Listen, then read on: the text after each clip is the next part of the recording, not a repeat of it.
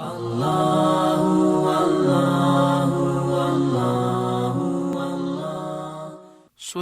آل عمران کی آیت نمبر 172۔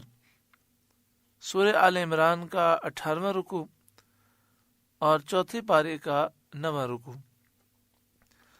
الذین استجابوا للہ والرسول، وہ لوگ جو اللہ اور رسول کے بلانے پر حاضر ہوئے۔ من بعد ما اصابہم القرح، بعد اس کے کہ انہیں زخم پہنچ چکا تھا۔ جنگ احد سے فارغ ہونے کے بعد جب ابو سفیان جو کہ اس وقت کافر تھے اور کافروں کے سردار تھے، اپنے ساتھیوں کے ساتھ مقام روحہ میں پہنچے تو انہیں افسوس ہوا کہ وہ واپس کیوں آ گئے۔ مدینہ شریف سے مقام روحہ تقریباً 60-70 کلومیٹر کے فاصلے پر ہے۔ تو یہ احد کی جنگ کے بعد بھاگے فرار ہوئے اور روحہ پر پہنچ کر سوچنے لگے کہ واپس کیوں آ گئے، مسلمانوں کا بالکل خاتمہ ہی کیوں نہ کر دیا۔ یہ خیال کر کے انہوں نے پھر واپس ہونے کا ارادہ کیا۔ سید عالم صلی اللہ علیہ وآلہ وسلم نے وہاں ابو سفیان اور کافروں کے تعاقب کے لیے اپنی روانگی کا اعلان فرما دیا۔ صحابہ کرام کی ایک جماعت جن کی تعداد 70 تھی اور جو غزوہ احد کے زخموں سے چور چور ہو رہے تھے، پورا جسم زخموں سے بھرا ہوا تھا، خون بہہ رہا تھا، سرکار دو عالم صلی اللہ علیہ وآلہ وسلم کے اعلان پر حاضر ہو گئے۔ نبی اکرم صلی اللہ علیہ وآلہ وسلم اس جماعت کو لے کر ابو سفیان کے تعاقب میں روانہ ہو گئے۔ جب حضور صلی اللہ علیہ وآلہ وسلم مقام حمراء الاسد پر پہنچے جو مدینہ شریف سے 8 میل پر ہے، تو وہاں معلوم ہوا کہ مشرکین خوف زدہ ہو کر بھاگ گئے۔ اس واقعے کے متعلق یہ آیت نازل ہوئی، الذین استجابوا للہ والرسول من بعد ما اصابہم القرح، وہ لوگ جو اللہ اور رسول کے بلانے پر حاضر ہوئے بعد اس کے کہ انہیں زخم پہنچ چکا تھا، زخموں سے چور چور تھے، انہوں نے اللہ اور اس کے رسول کو جواب دیا، بلانے پر حاضر ہوئے۔ للذین احسنوا منہم واتقوا اجر عظیم، ان کے نیکوکاروں اور پرہیزگاروں کے لیے بڑا ثواب ہے۔ جنگ احد سے واپس ہوتے ہوئے ابو سفیان نے سید عالم صلی اللہ علیہ وآلہ وسلم سے پکار کر کہا تھا کہ اگلے سال ہماری آپ کی مقام بدر میں جنگ ہوگی۔ جب احد شریف سے کافر فرار ہوئے تھے تو ابو سفیان نے یہ بات کہی کہ ہم نے 70 آپ کے لوگ مارے، لیکن ابھی بدلہ باقی ہے۔ بدر کے مقام پر ہمارے 70 افراد قتل ہوئے تھے اور 70 گرفتار ہوئے تھے۔ ہم کسی کو گرفتار تو نہ کر سکے، صرف 70 افراد ہم نے قتل کیے ہیں، تو ابھی بدلہ باقی ہے، تو اب آئندہ سال پھر بدر کے مقام پر ملیں گے اور جنگ کریں گے۔ حضور صلی اللہ علیہ وآلہ وسلم نے ان کے جواب میں فرمایا انشاءاللہ۔ جب وہ وقت آیا اور ابو سفیان کفار کو لے کر جنگ کے لیے روانہ ہوئے تو اللہ تعالیٰ نے ان کے دل میں خوف ڈالا اور انہوں نے واپس ہو جانے کا ارادہ کیا۔ اس موقع پر ابو سفیان کی نعیم بن مسعود اشجعی سے ملاقات ہوئی جو عمرہ کرنے مکے آیا تھا۔ ابو سفیان نے اس سے کہا کہ اے نعیم، اس زمانے میں میری لڑائی مقام بدر میں محمد مصطفیٰ صلی اللہ علیہ وآلہ وسلم کے ساتھ طے ہو چکی ہے، اور اس وقت مجھے مناسب یہ معلوم ہوتا ہے کہ میں جنگ میں نہ جاؤں، واپس چلا جاؤں، تو مدینہ شریف جا اور کوئی ایسا ہیلا کر، ایسی تدبیر کر کہ مسلمان ڈر جائیں اور میدان جنگ میں وہ جانے سے گریز کریں، تاکہ میری عزت بھی رہ جائے، نام بھی خراب نہ ہو، اور مجھے بدر کے مقام پر جا کر جنگ کرنے کی نوبت بھی نہ آئے، کیونکہ اس وقت میں سمجھتا ہوں کہ میری تیاری مکمل نہیں ہوئی۔ اور اگر تو مسلمانوں کو ڈرا دے گا تو اس کے عوض میں تجھے 10 اونٹ انعام میں دوں گا۔ نعیم بن مسعود اشجعی یہ مدینہ پہنچا۔ جب مدینہ شریف یہ پہنچا تو اس نے دیکھا کہ مسلمان جنگ کی تیاری کر رہے ہیں، تو ان سے کہنے لگا تم جنگ کے لیے جانا چاہتے ہو، حالانکہ مکے کے کافروں نے تمہارے خلاف بہت بڑا لشکر جمع کیا ہے، اور اس نے اس لشکر کی تعریفیں بڑا چڑھا کر کی، روب ڈالنے کی کوشش کی اور مسلمانوں کو ڈرانے کی کوشش کی۔ کہنے لگا اللہ کی قسم تم میں سے ایک بھی واپس نہ آئے گا، اس لشکر کا مقابلہ نہیں ہو سکتا۔ اللہ اکبر۔ سید عالم صلی اللہ علیہ وآلہ وسلم نے قیامت تک آنے والے لیڈروں کو زندگی گزارنے کا سلیقہ سکھا دیا۔ سید عالم صلی اللہ علیہ وسلم نے فرمایا اللہ کی قسم میں ضرور جاؤں گا، چاہے میرے ساتھ کوئی بھی نہ ہو۔ پھر نبی اکرم صلی اللہ علیہ وسلم 70 سواروں کو ہمراہ لے کر حسبنا اللہ و نعم الوکیل پڑھتے ہوئے روانہ ہوئے۔ بدر کے میدان میں پہنچے، 8 رات وہاں قیام کیا، کسی کافر کی جرت نہ ہوئی کہ یہ وہاں پر آئے۔ مال تجارت بھی ساتھ تھا، اسے فروخت کیا، خوب نفع ہوا، غنیمتیں لے کر نفع لے کر صحیح سلامت مدینہ شریف واپس آ گئے، جنگ نہ ہوئی۔ چونکہ ابو سفیان اور دیگر کفار خوف زدہ ہو کر مکہ شریف کو واپس ہو گئے تھے، تو یہ پورے عرب میں ذلیل بھی ہو گئے، ان کا روب دبدبا جاتا رہا اور مسلمانوں کا روب دبدبا قائم ہو گیا۔ تو اس واقعے کے متعلق یہ آیت کریمہ نازل ہوئی، فرمایا الذین قال لهم الناس، وہ لوگ جن سے لوگوں نے کہا۔ نعیم بن مسعود اشجعی نے کہا ان الناس قد جمعوا لکم، بے شک لوگوں نے تمہارے لیے بڑا لشکر جمع کیا ہے، فخشوہم تو ان سے ڈرو، فزادہم ایمانا یہ سن کر ان کا ایمان اور زائد ہوا، ایمان اور مضبوط ہو گیا۔ وقالو اور وہ بولے حسبنا اللہ و نعم الوکیل، اللہ ہم کو کافی ہے اور وہ کیا ہی اچھا کارساز ہے۔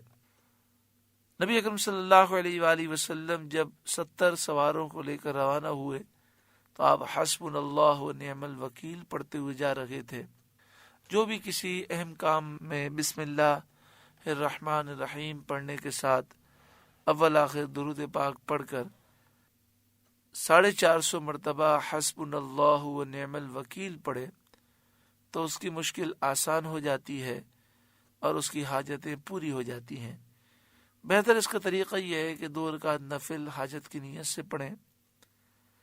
پہلی رکعت میں سورہ فاتحہ کے بعد سورہ کافرون پڑھیں، دوسری رکعت میں سورہ فاتحہ کے بعد سورہ اخلاص پڑھیں، سلام پھیرنے کے بعد اول آخر 11 مرتبہ درود پاک پڑھیں اور حسبنا اللہ و نعم الوکیل 450 مرتبہ پڑھیں، اور پھر اللہ تعالیٰ سے دعا کریں، انشاءاللہ ہر مشکل آسان ہوگی، ہر مصیبت دور ہوگی، ہر بلا دور ہوگی اور ہر جائز حاجت پوری ہوگی۔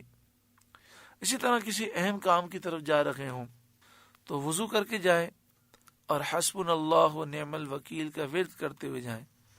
ہو سکے تو 450 مرتبہ پڑھ لیں، ورنہ جتنا پڑھ سکیں ورد کرتے ہوئے جائیں۔ انشاءاللہ تعالیٰ اس مشکل میں بھی آسانی ہوگی اور جس مقصد کے لیے جا رہے ہیں اس مقصد میں کامیابی نصیب ہوگی۔ یہاں پر دیکھیں قرآن مجید فقان حمید ارشاد فرماتا ہے وَقَالُوا حَسْبُنَا اللَّهُ وَنِعْمَ الْوَكِيلُ، وہ بولے ہمیں اللہ کافی ہے اور وہ بہترین کاٹ ساز ہے۔ تو آگے فرمایا فن قلبو، جو عربی گرامر جانتے ہیں وہ جانتے ہیں کہ فا کے معنی ہے تعقیب مال وصل، یعنی اس کے فوراً بعد فن قلبو، وہ پلٹے بنعمت من اللہ، اللہ کی نعمت لے کر، وہ فضل، اور اللہ کا فضل لے کر۔ تو جو کوئی حسبنا اللہ و نعم الوکیل پڑھتے ہوئے جائے تو وہ واپس خالی ہاتھ نہیں آتا، بلکہ اللہ کی نعمت اور فضل لے کر آتا ہے۔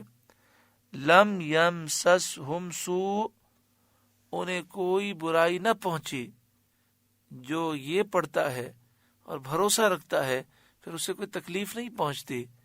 واتبعوا رضوان اللہ، اور وہ اللہ کی رضا پر چلے، یعنی اللہ کی خوشنودی بھی حاصل کر لی، تکلیف بھی نہ پہنچی، اللہ کا فضل اور اللہ کی نعمت بھی حاصل ہوئی، فتح بھی ہو گئی، خوب نفع بھی ہو گیا، اور دشمن پر ہیبت بھی طاری ہو گئی۔ واللہ ذو فضل عظیم، اور اللہ بڑے فضل والا ہے۔ یعنی مسلمان امن کے ساتھ، عافیت کے ساتھ تجارت کا منافع حاصل کر کے واپس آ گئے۔ دشمن کے مقابلے کے لیے وہ جرت سے نکلے اور جہاد کا ثواب بھی پا لیا، اور کسی قسم کی کوئی تکلیف انہیں نہ ہوئی۔ انما ذالکم الشیطان یخوف اولیاءہ، وہ تو شیطان ہی ہے کہ اپنے دوستوں سے ڈراتا ہے۔ کتنا پیارا درس ہے کہ اے مسلمانوں، کافروں کی باتوں میں نہ آؤ، ان سے نہ ڈرو۔ آج لوگوں نے مسلمانوں کو نفسیاتی مریض بنایا ہوا ہے۔ امریکہ، یورپ، یہود و نصارہ، ان کی قوتیں بڑھا چڑھا کر وہ بیان کرتے ہیں، اور مسلمانوں کو یہ تاثر دینے کی کوشش کی جاتی ہے تم تو چونٹی کی بھی حیثیت نہیں رکھتے، وہ تو ہاتھی ہیں۔ اور اتنا خوف میں مبتلا کیا ہے کہ مسلمان خوف زدہ ہو کر زندگی گزار رہا ہے۔ وہ قرآن و حدیث پر چلنے کے لیے تیار نہیں۔ جو قرآن و حدیث کے قوانین ہیں ہم اپنے ملک میں نافذ کرتے ہوئے ڈر محسوس کرتے ہیں یہود و نصارہ کا، یہ خوف نکالنے کی ضرورت ہے۔ فرمائے وہ تو شیطان ہے جو اپنے دوستوں سے ڈراتا ہے۔ یہ کافر سارے شیطان کے دوست ہیں، تو شیطان اپنے دوستوں سے ڈراتا ہے، ان سے ہرگز نہ ڈرو۔ فلا تخافوہم، تو ان سے نہ ڈرو، وخافونی ان کنتم مؤمنین، اور اگر تم مومن ہو تو مجھ ہی سے ڈرو۔ ولا يحزنك الذين يسارعون في الكفر، اور اے محبوب آپ ان کا کچھ غم نہ کریں جو کفر پر دوڑتے ہیں، جو کفر میں جانے کے لیے جلدی کرتے ہیں، چاہے وہ کفار قریش ہوں، کفار مکہ ہوں، یا منافقین ہوں، اسی طرح یہودیوں کے سردار اور مرتد، یہ سارے اگر مقابلے کے لیے جمع ہو جائیں تو آپ کے مقابلے میں وہ ہرگز کامیاب نہ ہوں گے۔ آپ ان کی ذرہ برابر فکر نہ فرمائیں۔ انہم لن یضروا اللہ شیئا، وہ اللہ کا کچھ نہ بگاڑیں گے، کچھ نقصان نہیں دے سکتے۔ یرید اللہ الا یجعل لہم حظا فی الآخرہ، اور اللہ چاہتا ہے کہ آخرت میں ان کا کوئی حصہ نہ رکھے۔ اللہ رب العالمین انہیں آخرت سے محروم کرنا چاہتا ہے۔ وَلَهُمْ عَذَابٌ عَظِيمٌ، اور ان کے لیے بڑا عذاب ہے۔ ان الذین اشتروا الکفر بالایمان لن یضروا اللہ شیئا، وہ جنہوں نے ایمان کے بدلے کفر خرید لیا اللہ کا کچھ نہ بگاڑیں گے۔ وَلَهُمْ عَذَابٌ أَلِيمٌ، اور ان کے لیے دردناک عذاب ہے۔ ایمان کے بدلے کفر خرید لیا، یعنی منافقین جو کلمہ ایمان پڑھنے کے باوجود کافر ہوئے، دل سے ایمان نہ لائے۔ اسی طرح وہ تمام کفار جو ایمان پر قادر ہونے کے باوجود ایمان نہ لائے اور کافر ہی رہے، وہ سب وہی ہیں جنہوں نے کفر کو خرید لیا، ایمان کو ضائع کر دیا۔ وَلَا يَحْسَبَنَّ الَّذِينَ كَفَرُوا أَنَّمَا نُمْلِي لَهُمْ خَيْرٌ لِأَنفُسِهِمْ، اور ہرگز کافر اس گمان میں نہ رہیں کہ وہ جو ہم انہیں ڈھیل دیتے ہیں کچھ ان کے لیے بھلا ہے۔ جو کافروں کے لیے روزی ہے، مال ہے، عہدہ منصب ہے، اسی طرح اولاد ہے اور جو زندگی ہے، یہ جو ڈھیل دی گئی ہے وہ یہ نہ سمجھیں کہ اس میں ان کے لیے کوئی بھلا ہے۔ انما نملی لہم لیزدادوا اثما، ہم تو اسی لیے انہیں ڈھیل دیتے ہیں کہ اور گناہ میں بڑھیں۔ ہم اس لیے ڈھیل دیتے ہیں، ان کو لمبی عمر اس لیے دیتے ہیں کہ گناہ زیادہ کریں تاکہ انہیں عذاب بھی زیادہ ہو۔ حدیث شریف میں ہے، سید عالم صلی اللہ علیہ وسلم سے دریافت کیا گیا، کون شخص اچھا ہے؟ فرمایا، جس کی عمر دراز ہو، لمبی ہو اور عمل اچھے ہوں۔ عرض کیا گیا، اور بدتر کون ہے؟ فرمایا، جس کی عمر دراز ہو، لمبی ہو اور عمل خراب ہو، تو ایسا شخص بدتر ہے۔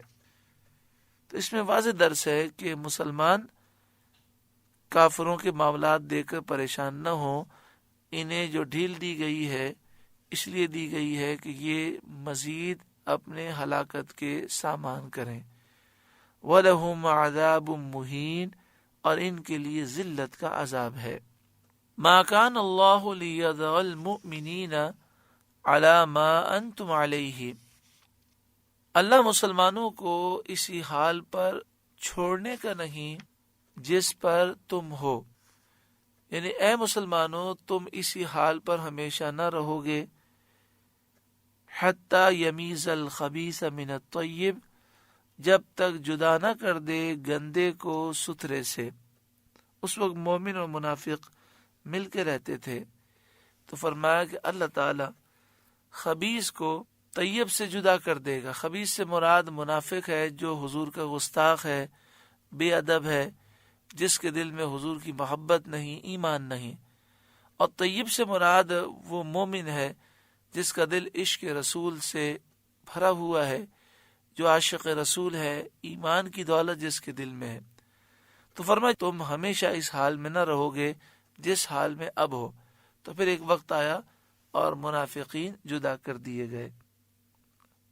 شان نزول، رسول کریم صلی اللہ علیہ وآلہ وسلم نے فرمایا، خلقت سے قبل، پیدائش سے پہلے، جبکہ میری امت مٹی کی شکل میں تھی، اسی وقت وہ میرے سامنے اپنی صورتوں میں پیش کی گئی، جیسا کہ حضرت آدم علیہ السلام پر پیش کی گئی، اور مجھے علم دیا گیا کہ کون مجھ پر ایمان لائے گا، کون کفر کرے گا۔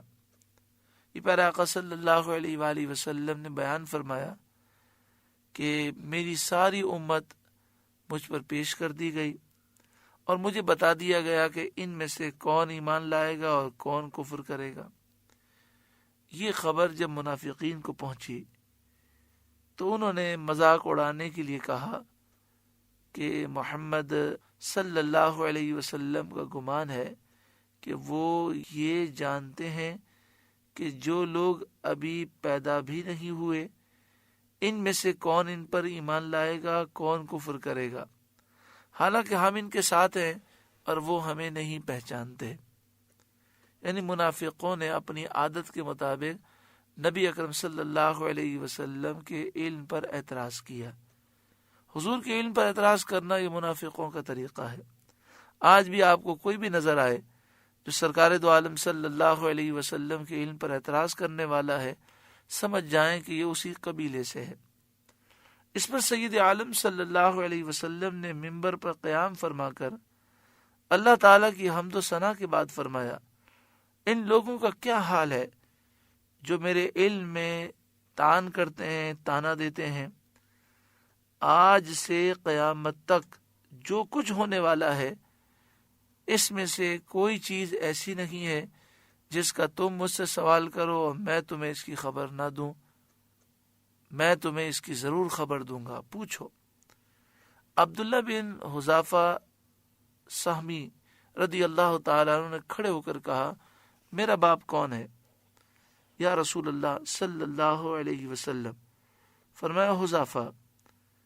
پھر حضرت عمر رضی اللہ تعالیٰ عنہ کھڑے ہوئے، انہوں نے عرض کیا، یا رسول اللہ صلی اللہ علیہ وسلم، ہم اللہ کی ربوبیت پر راضی ہوئے، اسلام کے دین ہونے پر راضی ہوئے، قرآن کے امام ہونے پر راضی ہوئے، آپ کے نبی ہونے پر راضی ہوئے، ہم آپ سے معافی چاہتے ہیں۔ حضور صلی اللہ علیہ وسلم نے فرمایا، کیا تم باز آؤ گے؟ کیا تم باز آؤ گے؟ پھر ممبر سے اتر آئے۔ اس پر اللہ تعالیٰ نے یہ آیت نازل فرمائی۔ اس حدیث سے ثابت ہوا کہ سید عالم صلی اللہ علیہ وسلم کو قیامت تک کی تمام چیزوں کا علم عطا فرمایا گیا، اور نبی اکرم صلی اللہ علیہ وسلم کے علم غیب میں تان کرنا، تانا دینا، اعتراض کرنا منافقین کا طریقہ ہے۔ مومن تو یہ اس بات پر یقین رکھتا ہے کہ اللہ نے اپنے محبوب کو غیب کے بے حساب خزانے عطا فرمائے۔ وَمَا كَانَ اللَّهُ لِيُطْلِعَكُمْ عَلَى الْغَيْبِ، اور اللہ کی شان یہ نہیں کہ اے عام لوگوں تمہیں غیب کا علم دے دے، وَلَكِنَّ اللَّهَ يَجْتَبِي مِن رُّسُلِهِ مَن يَشَاءُ، ہاں اللہ چن لیتا ہے اپنے رسولوں سے جسے چاہے، تو ان رسولوں کو غیب کا علم دیتا ہے۔ اور سید انبیاء حبیب خدا صلی اللہ علیہ وسلم رسولوں میں سب سے افضل و اعلیٰ ہیں۔ اس آیت سے اور اس کے علاوہ کئی آیات اور احادیث سے ثابت ہے کہ اللہ تعالیٰ نے حضور علیہ الصلاۃ والسلام کو غیوب کے علوم عطا فرمائے، اور غیوب کے علوم، غیب کا علم آپ صلی اللہ علیہ وسلم کا معجزہ ہے۔ فآمنوا باللہ ورسلہ، تو ایمان لاؤ اللہ اور اس کے رسولوں پر۔ وَإِن تُؤْمِنُوا، اور اگر تم ایمان لاؤ اور اس بات کی تصدیق کرو کہ اللہ تعالیٰ نے اپنے رسولوں کو غیب پر مطلع کیا ہے، وَتَتَّقُوا، اور پرہیزگاری اختیار کرو، فَلَكُمْ أَجْرٌ عَظِيمٌ، تو تمہارے لیے بڑا ثواب ہے۔ وَلَا يَحْسَبَنَّ الَّذِينَ يَبْخَلُونَ، وہ لوگ جو بخل کرتے ہیں، بِمَا آتَاهُمُ اللَّهُ مِن فَضْلِهِ، اس چیز میں جو اللہ نے انہیں اپنے فضل سے دی، ہوا خیر لہم، ہرگز اسے اپنے لیے اچھا نہ سمجھیں۔ ولا یحسبن کے معنی ہے ہرگز وہ نہ سمجھیں، اور خیر لہم کے معنی ہے اپنے لیے اچھا۔